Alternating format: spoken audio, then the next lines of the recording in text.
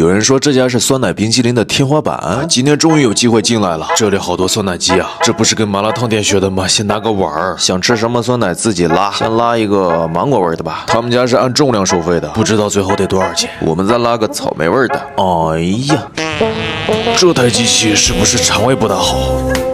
太不美观了。主食完了以后就是配菜，先来勺超市最便宜的麦片，刚倒完就觉得亏了。水果爆爆珠感觉很贵的样子，猕猴桃不便宜，好久没吃了。芒果过敏还是少来点吧。华夫饼干应该不占重量，但是 M 豆重啊，哦，少来点。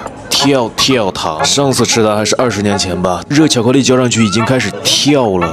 我怎么感觉像点了个水果捞啊？一会儿就知道这一盆多重了。前面3个大哥像从公司逃出来摸鱼似的。哎呦我去，这一坨就快1斤重了。看到价格的时候，我眼睛快瞎了，18澳币，瞬间不想吃了，心情比酸奶还酸。这味道真的叫天花板吗？我猜他说的是价格的天花板吧？挖到哪儿全都是黑色。